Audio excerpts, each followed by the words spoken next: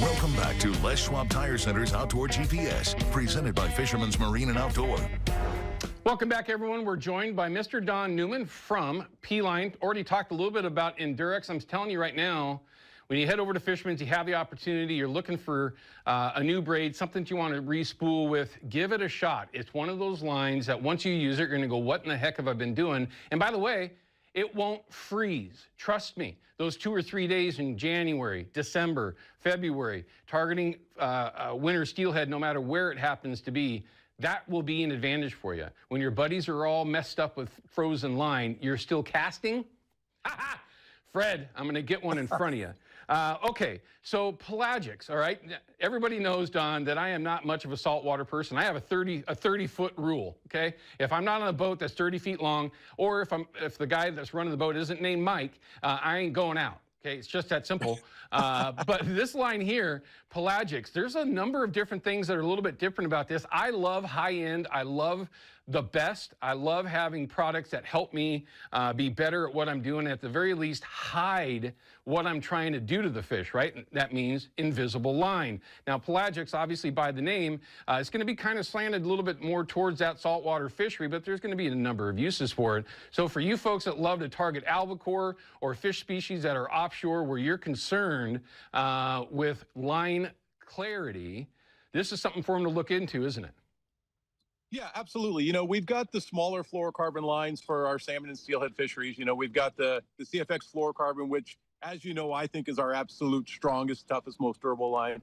We've got the SS fluorocarbon material, which is a great value, cost per yard. The Pelagix is kind of steered towards a different angler, more of an offshore angler.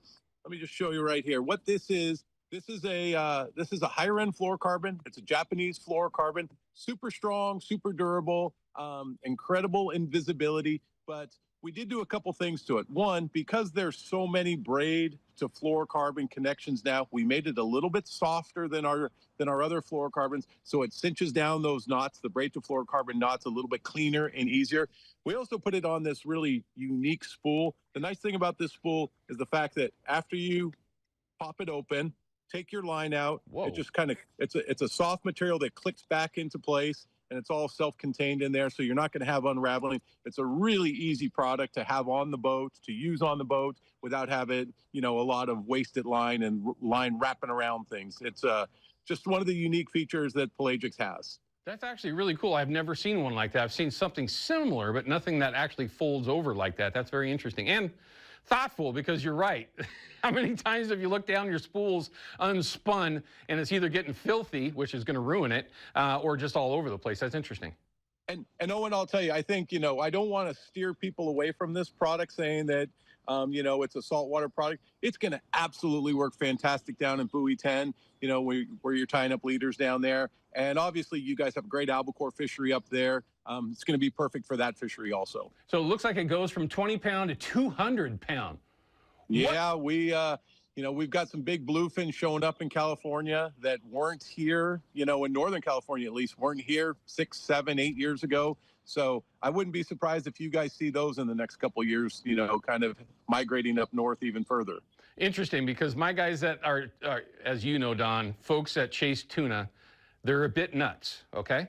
They're not normal. Yeah. They're not normal people. When you tell them bluefin anywhere near Oregon, they will travel hundreds of miles to find these things.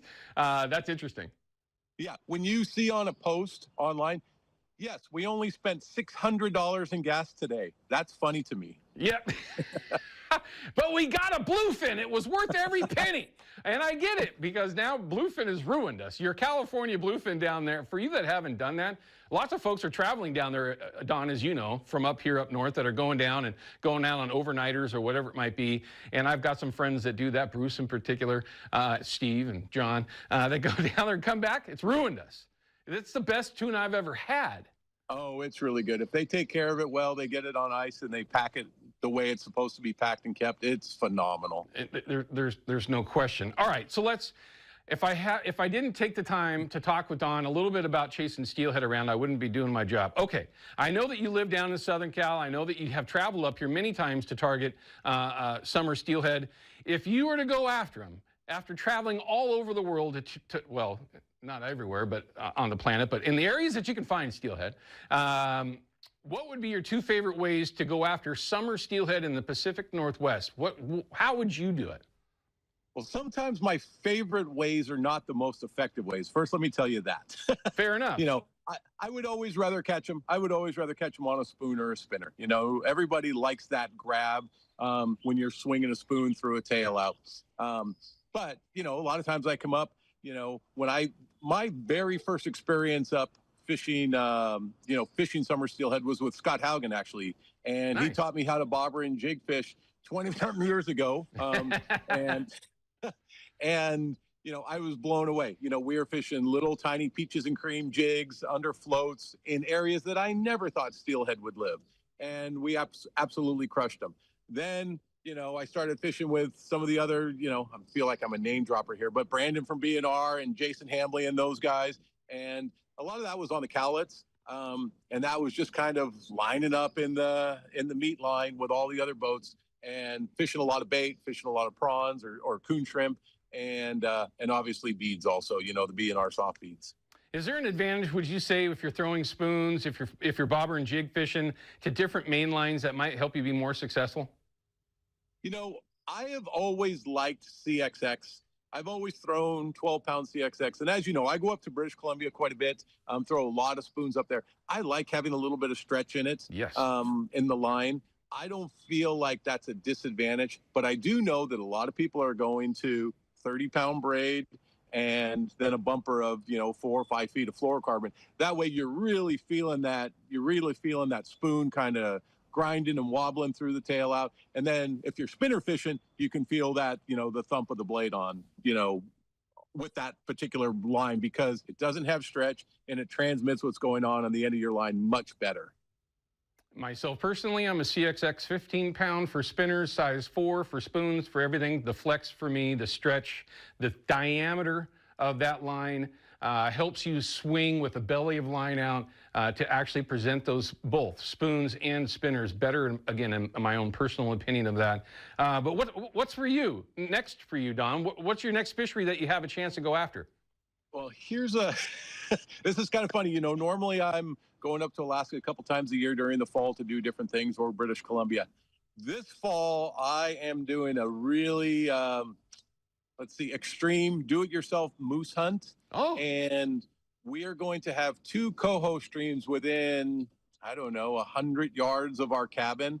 Wow. And this is a little tiny Parks Department cabin that's super hard to get during moose season. We were able to get it. So the first 2 weeks of September, I will be chasing moose in the mornings and coho in the afternoons. How exciting, man. That's and let me tell you, these coho are literally 100 feet from the ocean where we're catching them. They're coming up and they're bright chrome sea lice. They're coming out of this, coming out of the Gulf of Alaska into this real glacial fed water. They tuck behind these rocks, and once you learn where they're living, they're really easy to target. Now, here's the tough thing.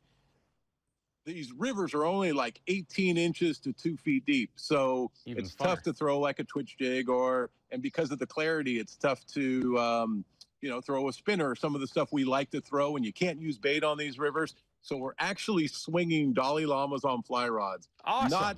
I'm normally not a fly fisherman, but it's absolutely the way to catch a ton of fish up there. That sounds awesome, and good luck on that moose trip as well. The fishing will be great, but chasing moose like that up there, that sounds like a phenomenal trip. And Don, I hope we can get you back on sooner than later, like this last time.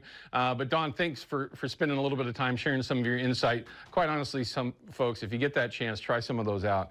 They will help you be more successful. Okay, we're going to come back from this break. We've got your deal of the week, an announcement also for Fisherman's Marine, and we're going to make sure to line you up on what we got going on for tomorrow. Outdoor GPS is brought to you by Yakima Bait, steeped in tradition, innovation, and fishing success. Procure Bait Sense, ruthlessly effective. And by North American Metals Incorporated, first choice for all your metal roofing and siding needs.